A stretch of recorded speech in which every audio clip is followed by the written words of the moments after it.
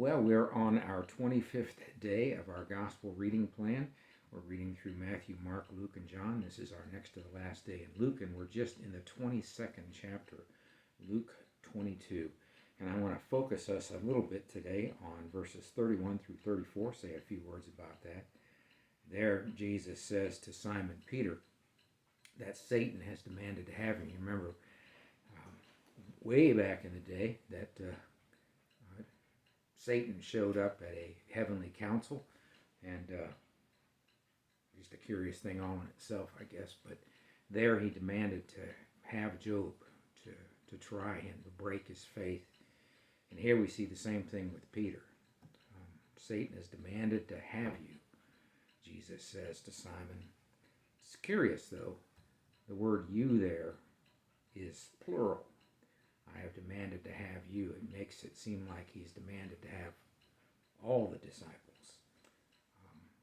Don't you think that might include us too? That Satan has demanded to have us, to sift us like wheat. But Jesus says this, but I have prayed for you. And now it's in the singular, addressed to Simon. I have prayed to you that your faith may not fail. And then he makes a prophecy. And when you have turned again, strengthen your brothers. So I think this is a word for us that Satan has demanded to have us, to sift us like wheat. But Jesus has prayed for us. He's prayed that our faith may not fail. That doesn't mean that you don't have lapses like Peter did. Wow, I mean, to deny Jesus multiple times. Peter had lapses, but he turned again. He repented. He turned from his sins, from his transgressions and failures, and then certainly did strengthen his brothers. So know this. Know that Satan has demanded to have you, and he's allowed to. He's allowed to test you. He's allowed to sift you. And know this. You will fail. But know this.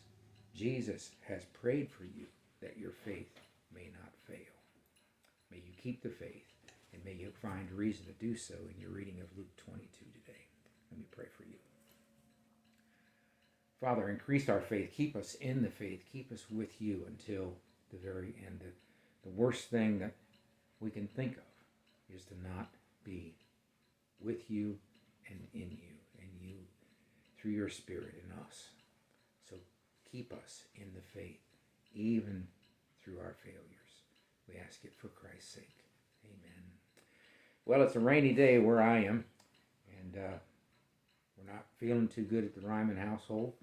So keep us in your prayers. Susan's not feeling well at all. And it's a rainy, gray day on top of it all. But Jesus has prayed for us.